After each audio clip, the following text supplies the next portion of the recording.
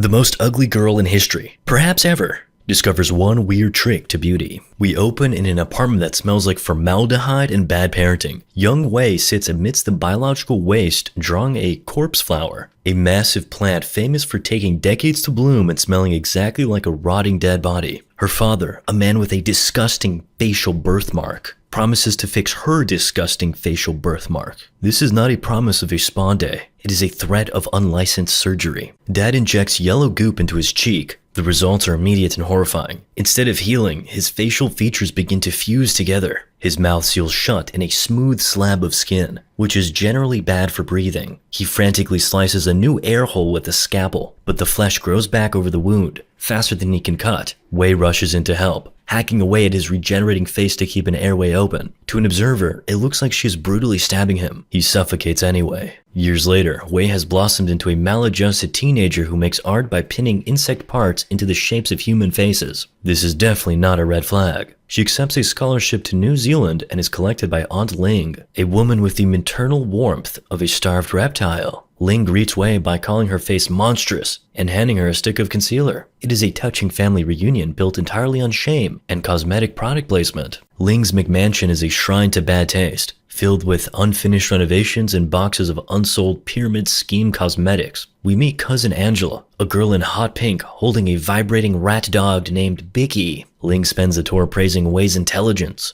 while openly mocking Angela's incompetence and how she can't even speak Chinese, officially ensuring the cousins will hate each other within minutes. Wei is shoved into a room with curtains for walls, while Angela watches, radiating pure, high-gloss hostility. Then Wei overhears Angela sobbing to her dad about the horrific indignity of living in a renovated mansion. Wei copes by building a shrine for her dead father, offering him snacks he physically cannot eat because he is ash. On campus, she meets John, a homeless man with a face like melted lasagna. Inside, Professor Paul Featherstone lectures on the secret of life, establishing the campus hierarchy. Hot people like Eve pass the class, and everyone else fails, except for Wei, who gets a 100%, the highest score. People in the background make racist jokes because she's Chinese and really smart. Later, Paul catches Wei poking meat in his lab. This is not a double entendre or a euphemism. Instead of expelling her, he spots her dad's journal and offers her a job, because nothing says mentorship like a middle-aged man lurking in a basement. Back home, Angela whines that Wei is ruining her clapping life.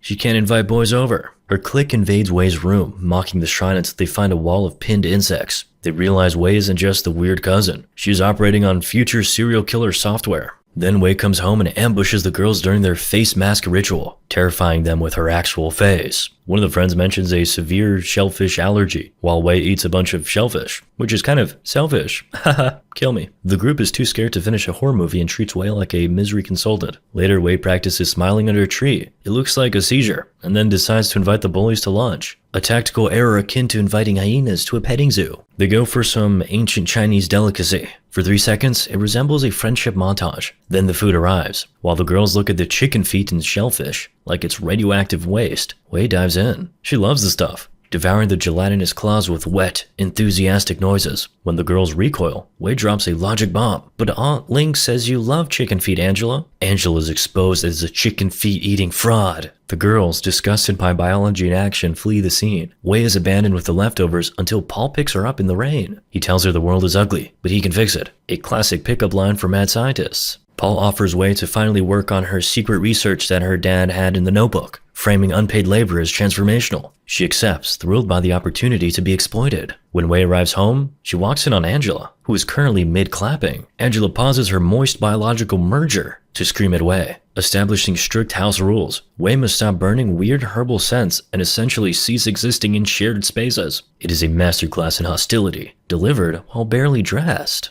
Later, Wei consults her father's journal, which is less a textbook and more a manifesto for body horror. Paul sees the gruesome grafting photos and is weirdly into it, proving he values ambition over sanity. They enjoy a montage of staring at petri dishes. Later, Wei spots a billboard for a corpse flower and stares at it with the intensity of a woman planning a felony. She realizes this giant stinking plant is exactly what she needs. Jasmine tries to bond with Wei on the train, apologizing for the bullying. She suggests Wei remove her scarf, implying the accessory is the real tragedy here. They share earbuds, triggering a flashback where young Wei promises to mend herself. Her daddy issues are clearly going to manifest as unlicensed surgery rather than therapy. Acting on the billboard's inspiration, Wei breaks into a botanical garden to carve chunks off the corpse flower. Apparently, the missing ingredient for revolutionary science is a plant that smells like rotting meat. Back at the lab, she preps her dad's red goo, while Paul is busy exploring the anatomy of Eve, Angela's blonde student friend. Ignoring the background noise of academic misconduct, Wei slices rectangular holes into her own thighs and presses the plant meat into the wounds. The graft holds, defying medical science and the basic instinct not to staple vegetables to one's body. She treats her body like a discount community garden. Paul pauses his illicit affair with Eve to spy on the procedure. Eve, a hypocrite of the highest order, snaps a photo of Paul inspecting Wei's inner thighs. It looks like some kind of clapping activity, but it is actually just gross dermatology. Paul later steals Wei's notebook, deciding that theft is a viable substitute for talent. He plans to publish the research himself, mostly because he possesses the intellectual depth of a parking lot puddle. Eve, upset, tricks Wei into a girls' night, drives her to the middle of nowhere, and accuses her of sleeping with Paul. This is rich coming from Eve, who is actively sleeping with Paul. She leaves Wei stranded on the roadside. Wei enjoys a scenic, terrifying walk home in the dark. At the house, Angela receives the misleading photos from Eve. She sees Paul's face near Wei's crotch and assumes betrayal, rather than a skin graft inspection, because who would?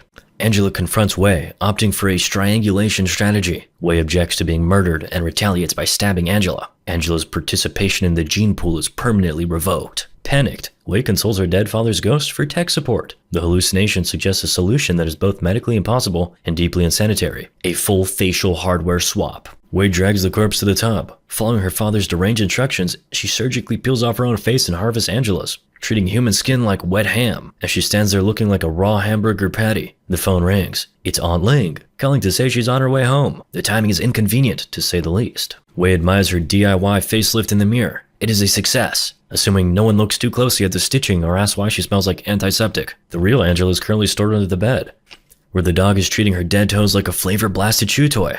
We've all been there. Aunt Ling enters and hugs the murderer. Meanwhile, Paul ignores Eve in bed to ponder if the secret of life is located up Wei's skirt. He has a PhD in biochemistry, but clearly failed Intro to Human Decency. Wei takes a bath and studies Angela's phone. She isn't snooping, she's cramming. She watches videos of Angela with her friends, mimicking the pitch and cadence like an alien trying to learn human speech from a sitcom. After plastering enough makeup over her surgical seams to drywall a house, she heads to school. Angela's boyfriend kisses her immediately. Wei enjoys the attention, unaware that maintaining a dead girl's social calendar is an administrative nightmare. The boyfriend calls her beautiful, failing to notice that her beauty is literally just a layer of stapled-on meat he used to date.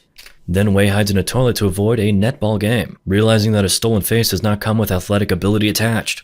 Later, Eve comforts her at a diner. It is a sweet moment of female bonding, marred only by the fact that Wei is wearing Eve's best friend like a human skin suit. The social masquerade moves to a dirt field for a romantic date. They kiss, but the mood is ruined when Wei's forehead bursts open. Her immune system rejects the pilfered epidermis like a bad oyster, and she bleeds all over the romance. A cut to a fresh body in a pit implies the boyfriend did not appreciate the surprise reveal. Back home, Wei tears the house apart looking for her father's notebook, mostly because her face is currently sliding off her skull. Back home, Paul finds a sketch of a corpse flower in the notes and decides to play detective. He visits the local specimen, but it has already died. It is limp and sad. He extracts a fluid sample anyway, milking the dead plant like a gross dairy cow. Meanwhile, Wei heads to the campus lab to retrieve the notebook. It isn't there. She leaves, having achieved nothing but a light cardio workout. Eve is idling in her car, waiting for Paul, but he isn't coming. Wei, wearing the Angela face mask that is holding on by a prayer, knocks on the window. Eve complains that Paul stood her up. She drives Wei home, completely oblivious to the fact that her passenger looks like a wax figure left in a hot sedan. The next day involves a shopping montage. Wei isn't looking at clothes. She is visually measuring Eve's skin for a transplant.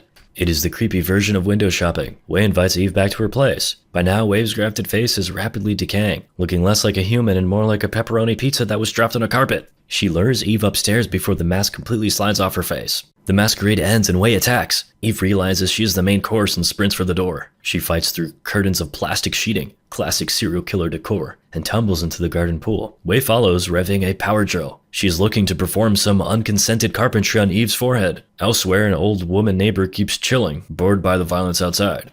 Eve is inconveniently alive in the pool. Wei solves this with a screwdriver to the skull, performing a very aggressive unauthorized lobotomy. The water turns into forbidden fruit punch. Later, Wei washes the corpse in the bathtub, a tender moment, provided your love language is skin harvesting. She dyes her hair, jams in contact lenses, and transplants the face. She holds up her dead father's picture and asks, "Look how beautiful I am now. Aren't you proud?" It is a touching sentiment, mostly because the photo cannot scream in horror. Angela's bedroom is now a wet lab. Wei isn't watching beauty tutorials, she is studying videos of Eve, learning her mannerisms and voice like a parrot with a personality disorder. Suddenly, detectives storm through the hole in the wall. No warrant, no knock, just pure unadulterated stupidity. They are looking for a missing student. Unaware that the missing student is currently standing there wearing another missing student's face. Wei disguises Eve and wearing a bathrobe feigns ignorance. The detectives take one look at a wealthy woman in a towel, and their investigative instincts immediately evaporate. They leave, proving that justice isn't just blind, it's also easily distracted by nudity. Wei heads to Professor Paul's waterfront home to visit the predator who started this mess. Paul welcomes Wei as Eve with the slimy confidence of an experienced predator. He takes her to bed, somehow failing to realize he is sleeping with a completely and utterly different person. You would think he'd notice that the grip is hitting differently today, but his brain is clearly off. Later at home, Wei eats like a raccoon in a dumpster and reports Paul to HR for sleeping with students. He gets fired immediately. Then Paul arrives home and tests a new secret ingredient, the corpse flour, on his meat glue. The experiment succeeds, fusing flesh with a sound like a boot stuck in mud. He thinks he is a god. He's actually just an unemployed man playing with roadkill in his kitchen. Paul calls who he thinks is Eve to celebrate his scientific breakthrough, treating her like a party favor he earned for being smart. Wei heads over, but she isn't interested in his stupid celebration. While Paul is busy congratulating himself, she steals back the research papers that rightfully belong to her and her dad. Paul leans in for a kiss, but Wei dodges the biological merger and flees with the data. Back at home, Wei meets up with Jasmine. Wei is back to her normal face. The hospitality ends abruptly when Jasmine opens a fridge and finds severed human remains next to the almond milk. Naturally, Wei suffocates Jasmine with a roll of plastic wrap. It is an absurd, crinkly death. Wei apologizes profusely to the fresh corpse for the inconvenience, then evaluates Jasmine's skin for potential harvest. She decides against it. Jasmine simply wasn't hot enough. Let's be real, she peaked with Eve. Then, Paul enters the plastic-wrapped living room, intending to steal back the research like the corporate vulture he is. Wei says the special meat glue is in the fridge, so Paul goes to check on it but just finds Eve's severed head. And then Wei blindsides him. She restrains him and decides to give him a free sample of the product he's so desperate to acquire. She jams a syringe of the pink skin-fusing fluid into him. It is a direct injection of consequences. The chemical reaction is immediate and disgusting. Paul's facial features decide they no longer wish to be individuals. His mouth, nose, and eyes fuse shut, turning his head into a smooth, terrified, fleshy egg, while Paul struggles with the concept of having no orifices. The neighbor walks in, the same woman who has made hating the dog her entire personality this whole movie. She sees the smooth-faced abomination, realizes this is above her pay grade, and immediately retreats to call the police. The police arrive with a response time that implies they were teleported into the hallway by the scriptwriters. Wei sprints away, leaving Paul to figure out how to breathe without holes. She runs into the disfigured homeless man from earlier, who offers to hide her. Unfortunately, Wei has butterfingers and drops the remaining vial of skin-fusing juice. The liquid splashes everywhere, initiating a non-consensual biological merger. Wei and the homeless man begin to melt into each other like two gummy bears left on a dashboard in July. Sometime later, Aunt Ling strolls past a heap of misery on the street. It is the Wei homeless hybrid, a fused lump of suffering that defies anatomy and God's will. Ling ignores it, because what are you even supposed to do with that? The film ends on this note of total biological failure. Post-credits, we see the neighbor holding the dog she complained about for the last hour. Now she loves it. Go figure. The dog is the only